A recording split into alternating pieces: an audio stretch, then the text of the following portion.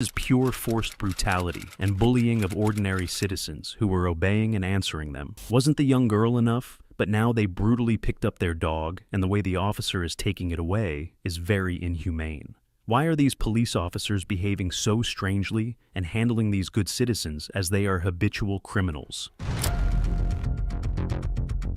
Another cop once again comes charging at the minor girl lying on the ground. The girl seems to be already under the force of the knee of the officer lying on the stairs. She seems to be sobbing, and her face looks like she is hurt. But still, the other officer comes and starts using excessive force on her. This is not good. She seems like hurting. The daughter is begging and pleading with the cops to let her go. She is hurting. Stop. No, this is my daughter. Put that down. This is my daughter. She's 14. You can't arrest a 14-year-old. No, you cannot. Seeing her minor little girl getting arrested, this father gets up and leaves, repairing the daughter's bicycle. He starts confronting the police officers. You cannot arrest a 14-year-old girl. You cannot. Police officers do not seem to understand the law and start using excessive force on him. The father is in anguish. He cannot see his little girl get arrested. They are not criminals. He is just another citizen who was cooperating to the fullest with these cops. But the cops had other ideas. No, you can't! Bullshit! Let me get my dog! You are not gonna Let me get my f***ing dog! You are not going to walk over. He's gonna start fighting everybody! Let me get my... Father asks them to let him get his dog, who may bite anyone, to protect his daughter. But the cops are out of their mind. They cannot seem to understand what is going on. This is where things get out of the hands of police officers. Everybody! Let me get my dog! Let me get on the ground! Fucking dog! Get on the ground. I'm not a risky shit! Fuck it! I'm not... Get on the ground! Get on the ground! Get on the ground! Stay down! Don't move! You stay down! Don't move! If you get up, you are going to get tased again. Do you understand me? You stay down. Getting my dog! Roll over onto your stomach. I was getting my Put your hands behind your back. Put your hands behind your back. Do not move. I won't, sir. I won't move.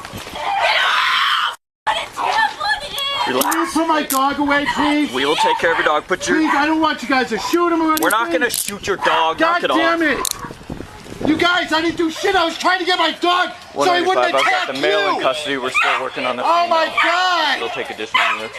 Father keeps asking, "Please do not hurt my dog. Do not shoot my dog." He knows what the officers are capable of, as he knows the history of cops. They start shooting the moment a citizen resists illegal arrest. His family could be destroyed, his daughter could be killed, and his dog could be shot dead. He loves his family, this is for sure. Stop! Choke my dog! I'm not choking! Yes. I'm a canine officer, dude! Damn it! I had no fucking whippets. You are under arrest. For what? Obstructing and I resisting didn't arrest. obstruct nothing! I was trying to help you! Stop. Jesus fucking Christ! Stop. Get your Roll captain! on your side. Look at yourself, I was trying to bro. get my dog. You threw me on the ground because I didn't want you guys to hurt my dog or hurt me or hurt my daughter. Okay. I'm not an asshole. Look at my record. Stop. Thank you. And you don't have to step on me like that. I'm not stepping on you. You just stepped on my skin. Father keeps asking them to not hurt his family and dog. He wants them to check his record. He is not a criminal, his daughter is not a criminal, and they seem like a real noble family. Police is taking his daughter. They have arrested a minor girl forcefully and exceeded their powers. The father lying on the ground looks at his daughter being taken away. Just treated me? Spread your feet. I haven't searched it. I have nothing. My God. Joke. I would like to speak to your chief, You can please. speak to them all. You're not going to speak to the Please. chief. I would like to speak Chief to your doesn't chief, care what please. you have to say. I did absolutely nothing to you guys. I didn't even threaten you. Okay, well, you're going to go to jail. You're going to jail. Father asks them to call their chief, but the officer says you are going to jail. For what? For taking care of her little girl? The police seem to have exceeded all limits here. They have used excess force on this father and daughter. But yeah, he's coming. I am. And I'm sorry. I was trying to stop my dog from going nuts like that, and I didn't want him to bite anybody. What is your name? My name's John Wayne. John. Yes, Okay. sir. So I'm not going to ask you any questions, but I want to tell you my perspective. And I know you don't remember it, but we all have body-worn cameras. You started yelling at the officer, telling that he can't arrest my daughter. I remember that. And then you started going towards that officer. No, I was going towards my dog. I promise you. I promise you. I would never go after you guys. Listen. Okay, you guys serve and protect. Listen to me, please. Can you let me speak, and then I'll give you an opportunity? Father keeps apologizing to the officers even after what they did to him and his daughter. He asks for their forgiveness for his dog biting an officer. He states that he wanted to get to his dog so that it would not bite any officer. But the officer still won't listen to him and asks him to shut up. And you said no. I'm going after my dog. I understand that, but and you're I yelling apologize. at us. So that's what happened here. And if I tell you to get on the ground and you refuse, no, you didn't. I tased you and you fell to the ground. You're right. So I told you like 3 times to get on the ground. You gotta comply, man. I wasn't threatening you guys, though. I was looking out for the safety of you guys and my dog. Look, I swear to God. I'm a dog guy. I'll take care of your dog. I didn't see that, sir. I apologize, okay? Regardless if you saw it or not. This guy is a gentleman. He wanted to protect his daughter. His dog also cared for the officers. He did not want them to get hurt by the dog. He keeps explaining to them, but the officers keep refusing his perspective. I didn't obstruct nothing, dude! Oh my God! Can I get my Cubs hat, please? They have arrested the daughter. Now they are to take the father to the stations and let the dog be locked inside their house. But they do not know what is to follow here. The gentleman's father would not stop here. He sues the police for doing this police brutality to his daughter and forcefully arresting them. One of the other big stories we're following tonight, a Loveland family's filed a lawsuit against the city's police department over an incident that happened during the arrest of a 14-year-old and her father. I was outside working on my daughter's bike, and I seen 4 police officers show up to call her out to talk. It just got really escalated really quick, and next thing you know, they're wrestling with her, and I couldn't do anything. I was helpless watching my daughter. He recalls what happened. They took his 14-year-old daughter by force. Everything happened in an instant. He calls the incident horrifying and terrifying. And how could it not be when someone's minor girl gets arrested by use of such force? I was mad. I was scared. I've never been in a situation quite like that before. They know they're being recorded, and they don't change their behavior. What if it's your child and you're the parent? The body cam footage begins with a routine call that should never have resulted in arrests, injuries, or a federal lawsuit. What unfolds is not merely a case of officers making split-second decisions under pressure, but a methodical demonstration of how institutional power, unchecked discretion, and procedural indifference can transform a minor civil dispute into a violent confrontation that destroys trust between law enforcement and the communities they serve.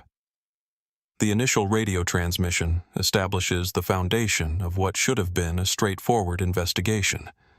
Officers respond to a report involving a verbal argument and an alleged slap between 2 young people at a Safeway location.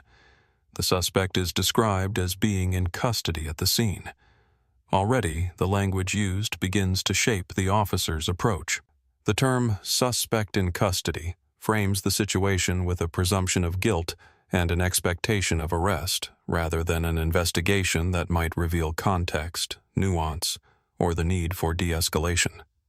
What the radio transmission does not convey, and what becomes critical as events unfold, is that the alleged victim is an 18-year-old adult male, and the alleged perpetrator is a 14-year-old minor female. This age differential is not merely a detail. It represents a fundamental imbalance in both legal culpability and the appropriate enforcement response. Yet the officers arrive at the residence with a posture that suggests they are dealing with a straightforward adult assault case, complete with multiple units and an apparent expectation of taking someone into custody.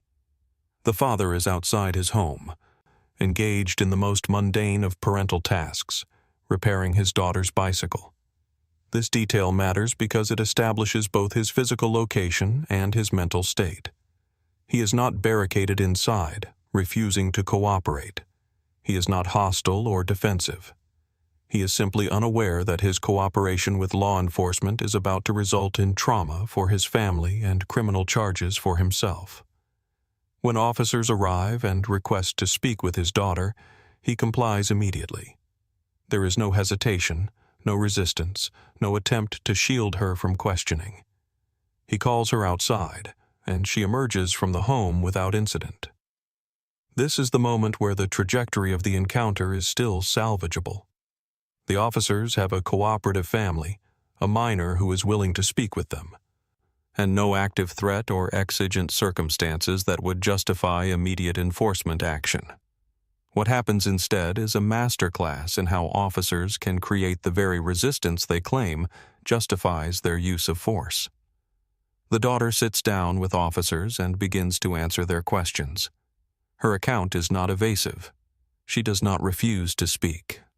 She explains that she and her boyfriend had broken up after she discovered he had been cheating on her for 7 months. She went to retrieve her personal belongings: a unicorn, a lanyard, an elephant, a bike lock key, and a bungee cord. The items themselves are telling. These are not valuable possessions. They are sentimental objects, the kind of things young people exchange during relationships. Her motivation is not criminal. It is emotional and entirely understandable for someone her age processing the end of a relationship marked by betrayal.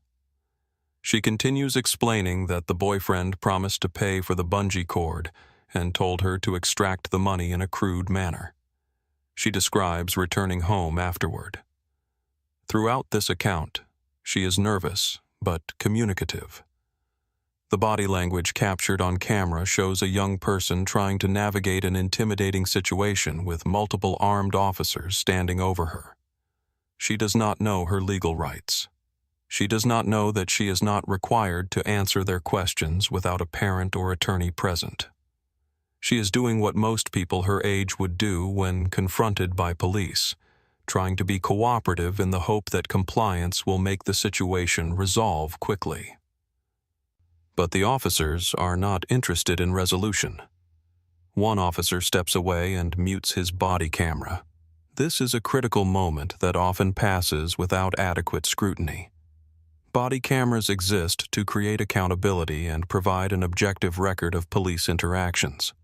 When an officer deliberately mutes that recording during an active investigation, it raises immediate questions about what is being discussed and why it needs to occur off the record. The muting is brief, but it coincides with a visible shift in the officer's demeanor and approach. When the audio resumes, the decision has already been made. The officer who is questioning the girl moves toward her with clear intent. There is no warning given to her or her father. There is no explanation of what is about to happen or why. The officer simply begins to physically restrain her, and her immediate reaction is confusion and fear. She does not understand why she is being grabbed. She has not been told she is under arrest. She has not been informed of the charges. She has simply transitioned from answering questions to being physically controlled. This is where the legal framework surrounding arrests of minors becomes critically important. In most jurisdictions, the arrest of a juvenile requires a higher level of scrutiny and procedural care than the arrest of an adult. Officers are expected to consider alternatives to physical custody, particularly for minor offenses. They are supposed to notify parents or guardians and allow them to be present during questioning. They are required to have clear, probable cause, not merely reasonable suspicion, before taking a minor into custody. None of these safeguards appear to be in place here. The girl begins to cry. Her voice breaks as she tries to pull away, not in an aggressive attempt to flee, but in the instinctive reaction of a frightened child who does not understand why she is being hurt. 2 officers converge on her, and the force escalates rapidly. She is not given time to process what is happening. She is not given an opportunity to comply with commands that have not yet been issued. She is simply overpowered. The body cam footage captures the physical reality of this moment with uncomfortable clarity. The girl is smaller than the officers. She is not armed. She is not presenting any physical threat. Yet the officers handle her with a level of force that would be questionable even in the arrest of a physically resistive adult. She is pushed, pulled, and ultimately forced to the ground. Her cries are audible and distressing. This is not the sound of someone resisting lawful arrest. This is the sound of someone in pain and fear. The father, who has been standing nearby watching this unfold, reaches his breaking point. His daughter is on the ground. Officers are restraining her with their body weight. She is crying and calling out. And he does what almost any parent would do in that moment. He intervenes. His voice rises as he tells the officers to stop, that this is his daughter, that she is only 14 years old, and that they cannot arrest her. His words are not threats. They are pleas grounded in a fundamental belief that there must be some mistake, some misunderstanding that can be corrected if he just makes the officers aware of the facts. But the officers do not see a concerned father. They see interference. And in that reframing, the father transforms from a cooperating citizen into another subject requiring control. One of the officers redirects attention toward him, and the situation spirals beyond any reasonable boundaries of proportionate response. The father's concern for his daughter is now being treated as obstruction.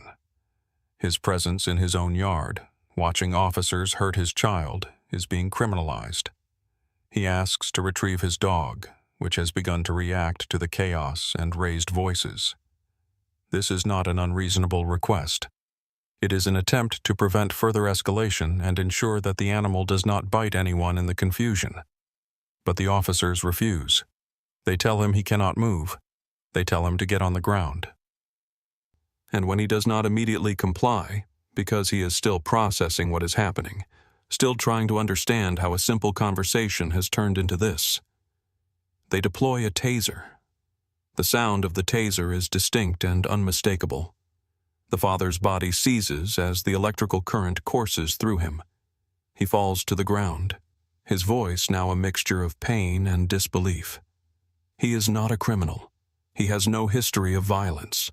He called his daughter outside to speak with police, and now he is lying on his own property, incapacitated by a weapon designed for situations involving active threats to officer safety.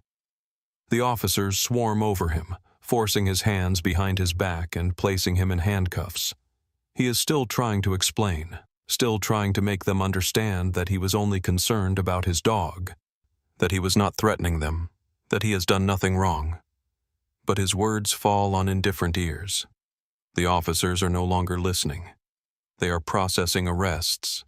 The human beings in front of them have been reduced to subjects requiring custody and transport.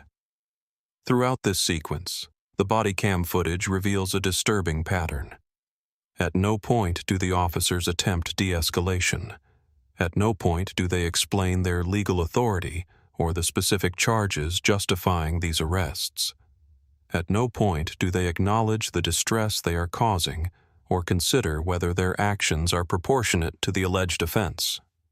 They operate with a kind of mechanical certainty, as if the decision to arrest was made before they even arrived, and everything that followed was simply the inevitable execution of that predetermined outcome.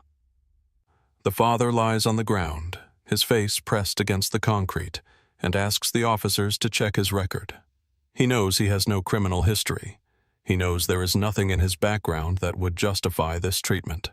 He is trying to invoke his identity as a law-abiding citizen, believing that this information will somehow shift the officer's perception and lead them to reconsider. But identity does not matter in this moment. Compliance does not matter. The machinery of arrest has been set in motion, and it will not stop until it has completed its function. As the father is held on the ground, he watches his daughter being led away in handcuffs. She is still crying. Her face is flushed and swollen. She looks back toward him, and in that glance is a profound betrayal of trust. She had been taught, as most children are, that police officers are there to help, that cooperation leads to safety, that doing the right thing will protect you. In this moment, all of those lessons are revealed as lies. She has learned instead that authority is arbitrary, that compliance offers no protection, and that the people entrusted with power will use it without mercy or restraint. The father remains on the ground, handcuffed and surrounded by officers who have just used a taser on him in his own yard. His daughter has been taken away, still crying, still confused about why answering questions honestly has resulted in her arrest. The scene has all the visual markers of a major criminal apprehension. Multiple officers, weapons deployed, 2 people in custody, a dog barking frantically inside the house. But strip away the theatrics of enforcement, and what remains is a profound absence of legal justification for everything that has occurred. The conversation that follows between the father and one of the officers reveals the chasm between how police perceive their actions and how those actions appear under even minimal legal scrutiny. The officer approaches and begins to explain what he claims happened, framing it as a matter of perspective that the father simply does not remember correctly.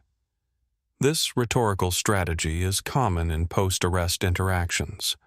By suggesting that the citizen's recollection is faulty, the officer attempts to establish his own narrative as the authoritative version of events, supported by the supposed objectivity of body camera footage. But the body camera footage does not support the officer's account. It reveals something far more troubling, a series of decisions made without legal foundation, escalated without necessity, and justified only in retrospect through the language of officer safety and resistance. The officer tells the father that he started yelling at officers and telling them they could not arrest his daughter. This is presented as if it were a criminal act in itself, as if a father verbally objecting to the arrest of his minor child constitutes obstruction of justice. The law does not support this interpretation. Verbal objection, even heated verbal objection, does not meet the threshold for obstruction unless it physically prevents officers from performing their duties. Standing in one's own yard and saying, "You cannot arrest my daughter," is protected speech, not criminal conduct. The officer then claims that the father began moving toward another officer, framing this movement as inherently threatening. The father immediately corrects him, stating that he was moving toward his dog, not toward any officer. This distinction is critical. Moving toward a pet to prevent it from biting someone is a reasonable action taken in the interest of everyone's safety, including the officers. It is not an aggressive move. It is not an attempt to interfere with the arrest. It is a father trying to control a chaotic situation that the officers themselves created through their decision to forcefully arrest his daughter without warning or explanation. The officer's response is telling. He acknowledges that the father said he was going after his dog, but then adds that regardless of the father's stated intent, the officer perceived the movement as threatening, and therefore the use of the taser was justified. This is the core of qualified immunity logic in action. The officer's subjective perception of threat becomes the only relevant factor, regardless of objective circumstances or the citizen's actual intent. If an officer feels threatened, then any level of force becomes defensible, and the burden shifts entirely onto the citizen to prove that the officer's fear was unreasonable. But fear cannot be manufactured through escalation and then used to justify the consequences of that escalation.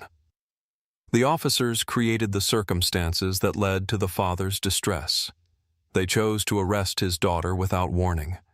They chose to use physical force on a minor who was not resisting. They chose to ignore his requests to secure his dog. And when he reacted as any reasonable parent would, with alarm and an attempt to prevent further harm, they reframed his protective instincts as criminal behavior requiring violent suppression. The father continues to apologize, a response that reveals how deeply conditioned citizens are to defer to police authority, even when that authority is being exercised unlawfully. He says he is sorry, that he was trying to protect the officers from his dog, that he would never go after them because they serve and protect. This language is heartbreaking in its sincerity. Even after being tased, even after watching his daughter brutalized, even while lying handcuffed on the ground, He still believes in the mythology of law enforcement as a protective force. He still thinks that if he can just explain himself clearly enough, the officers will understand and recognize their mistake. But the officer cuts him off repeatedly, telling him to stop talking, telling him he will have his turn to speak, asserting control over even the rhythm and flow of the conversation. This is another subtle exercise of power. The officer decides when the father may speak, what he may say, and how long he may say it.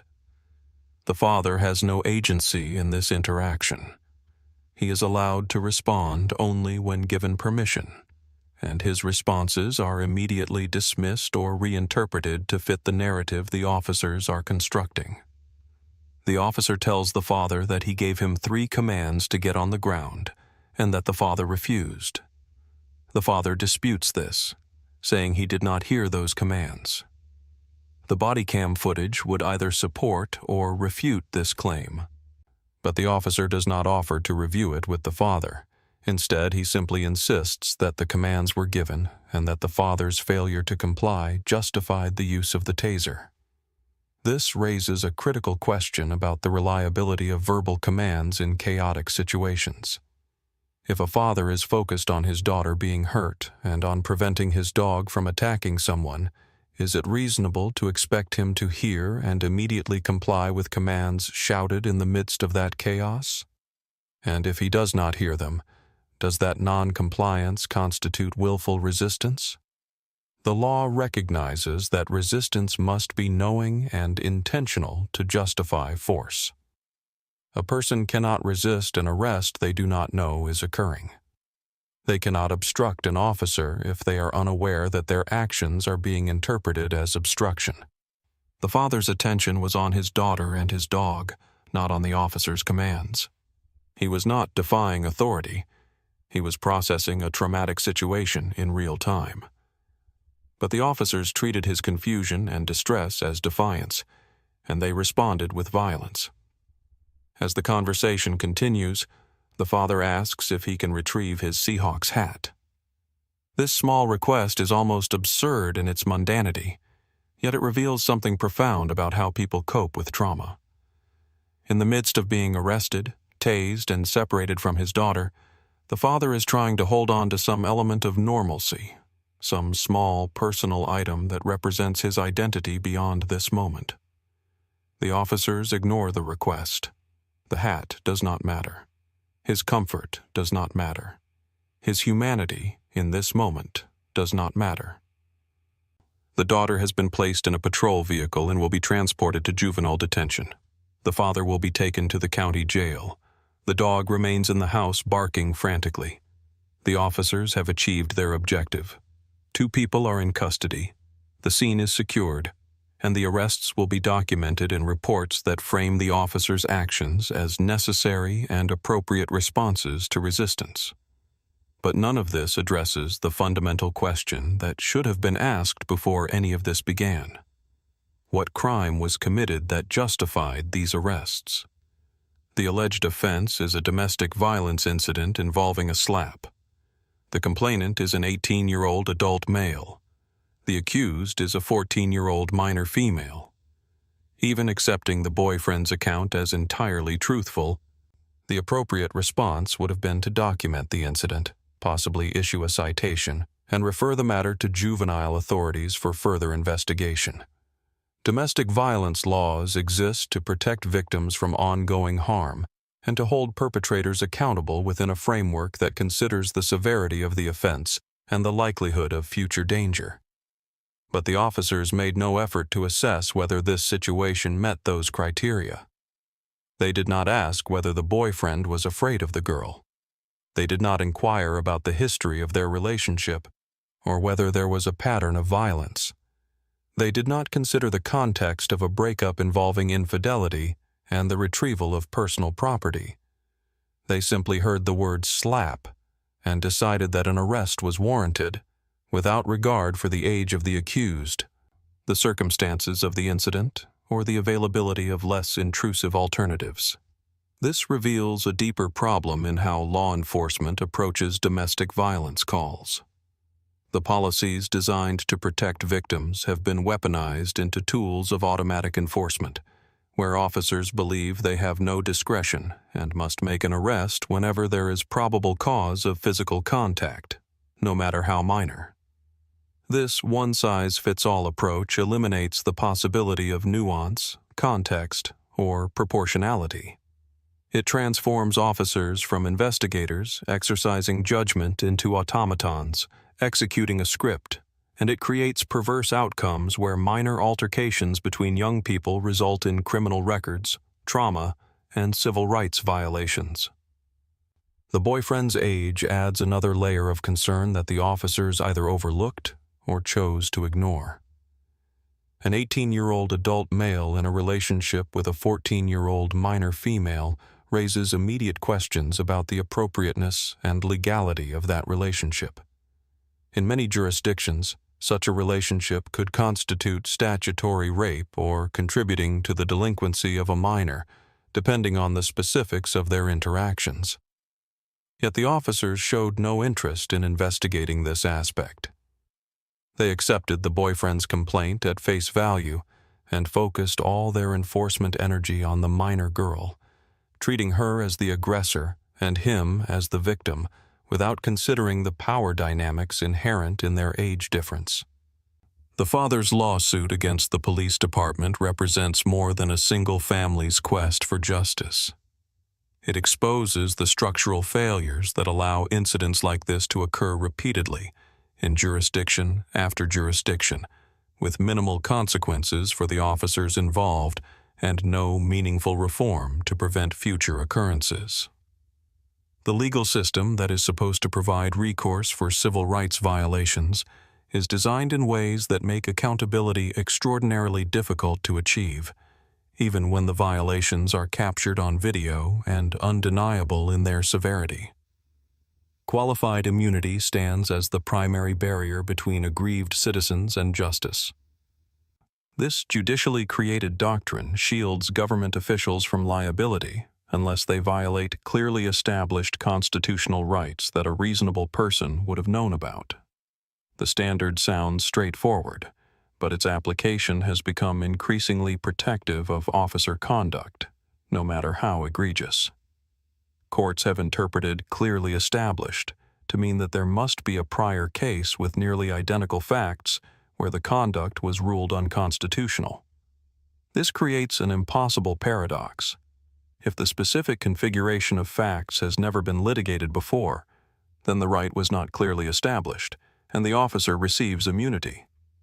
But if officers always receive immunity for novel factual scenarios, then new patterns of abuse can never be clearly established as unconstitutional. The father and daughter in this case face this exact obstacle. Their attorneys must find precedent showing that arresting a cooperative 14-year-old girl for a minor altercation with an adult boyfriend, using physical force that causes injury, and then tasing her father for verbally objecting and attempting to secure the family dog, violates clearly established constitutional rights.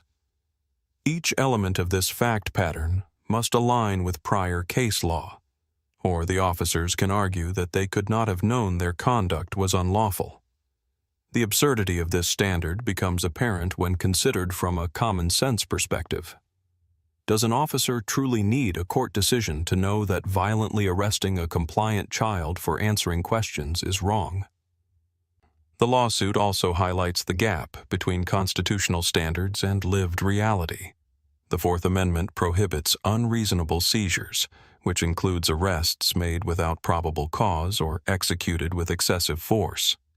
But the definition of reasonable is flexible enough that officers can almost always construct a post hoc justification for their actions. The girl moved away when grabbed, so she was resisting. The father stepped toward officers, so he was interfering. The dog was barking, so there was a safety concern.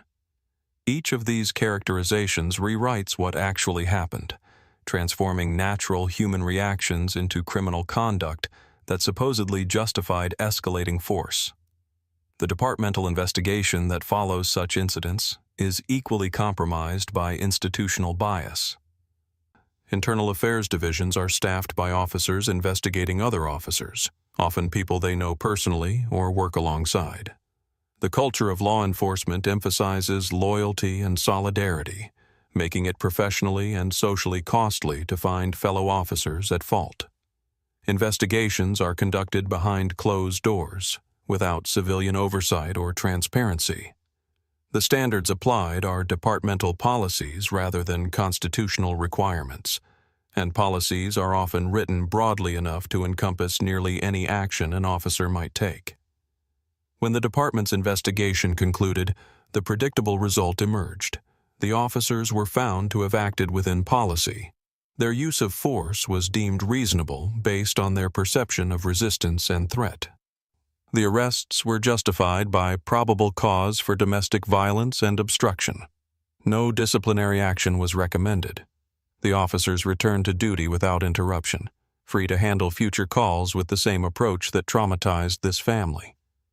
The only consequence they faced was the inconvenience of being named as defendants in a civil lawsuit, a burden largely borne by the city's legal department and liability insurance. The father's media interviews following the incident reveal the psychological toll of this experience. He describes feeling helpless as he watched his daughter being hurt.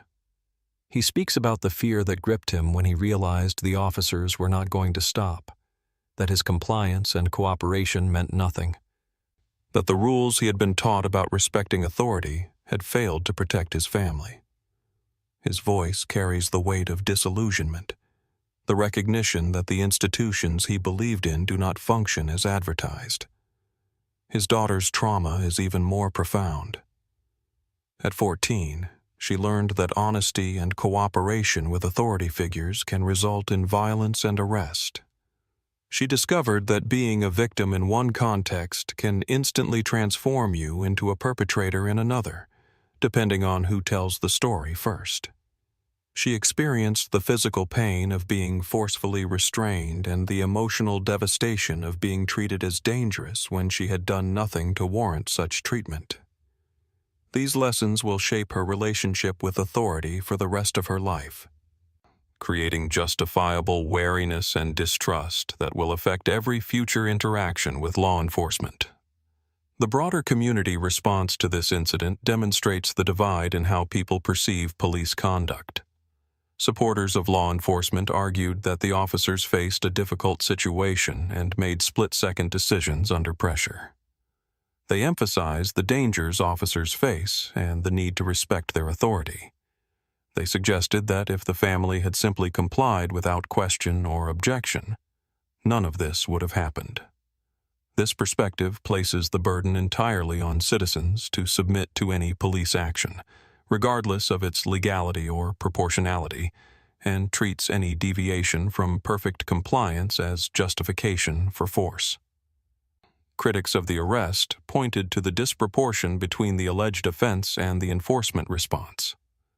They noted the officers' failure to consider alternatives to arrest, their lack of care in handling a juvenile, and their escalation of force against a cooperative family.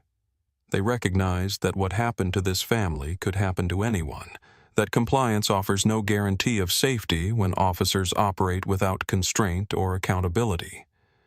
This perspective understands that constitutional rights mean nothing if they evaporate the moment an officer decides to make an arrest. The lawsuit itself proceeded through the slow machinery of civil litigation. Discovery requests were filed, seeking all body cam footage, dispatch recordings, officer training records, and departmental policies. Depositions were scheduled, where the officers would be questioned under oath about their decisions and actions. Expert witnesses were retained to testify about proper arrest procedures, use of force standards, and the psychological impact of police trauma on juveniles. Each step required time and money, resources that many families lack, which is why most incidents of police misconduct never result in lawsuits even when the violations are clear. The city's legal strategy followed a well-worn path: deny liability, assert qualified immunity, argue that the officers acted reasonably under the circumstances, and frame any settlement discussions as pragmatic risk management rather than admission of wrongdoing. This approach allows municipalities to resolve cases without acknowledging that their officers violated anyone's rights, maintaining the fiction that the lawsuit was frivolous or opportunistic rather than a legitimate grievance against unconstitutional conduct. For the officers involved, the existence of the lawsuit likely changed nothing about their day-to-day work. They continued responding to calls, making arrests, and exercising the same discretion that led to this incident. The department's finding that they acted within policy meant there was no reason to change their approach. The message sent to them and to other officers was clear. This conduct is acceptable, and the department will defend you if citizens complain. This creates a moral hazard where officers face no personal consequences for constitutional violations, encouraging aggressive enforcement without regard for proportionality or individual rights. The ultimate resolution of this case, whether through settlement or trial verdict, will not undo the harm caused. The daughter will carry the scars of this experience regardless of any financial compensation the family receives. The father's relationship with his daughter has been forever marked by his inability to protect her in that moment. The family's sense of security in their own home has been shattered. Money cannot repair these injuries, though it remains the only remedy our legal system offers for civil rights violations. What this incident reveals most starkly is the failure of body cam technology to achieve its promised accountability. The cameras captured everything: the cooperative family, the unjustified arrests, the excessive force, the father's desperate attempts to prevent harm. Yet that footage did not prevent the officers from acting as they did. It did not lead to immediate consequences or intervention by supervisors. It did not result in criminal charges or meaningful discipline. The cameras documented the violations but did not stop them, because the systems meant to respond to such documentation are controlled by the same institutions that employ the officers. True accountability would require fundamental restructuring of how police misconduct is investigated and punished. It would mean independent civilian oversight with real authority. It would require elimination or substantial limitation of qualified immunity. It would demand that officers face personal consequences, including termination and criminal prosecution, for clear violations of constitutional rights. It would necessitate a cultural shift within law enforcement away from viewing every interaction as a potential conflict requiring dominance and control, toward recognizing that officers serve the community and must operate within constitutional constraints, even when doing so is inconvenient or frustrating. But such reforms face enormous institutional resistance. Police unions lobby against accountability measures. Departments resist transparency and external oversight. Legislators, fearing being labeled anti-police, decline to impose meaningful restrictions on officer conduct. And the public remains divided, with many people unable or unwilling to believe that the officers they have been taught to trust routinely violate the rights of citizens with impunity. This family's story is not unique. It is repeated in countless variations across the country, in incidents that sometimes make the news but more often disappear without public attention. Each case represents individual trauma, but collectively they reveal a systemic pattern of misconduct enabled by inadequate training, poor supervision, and the absence of meaningful accountability. Until the systems that protect officers from the consequences of their actions are dismantled and rebuilt with citizen rights as the primary concern, incidents like this will continue to occur, and families will continue to suffer violations that our legal system is ill-equipped to remedy.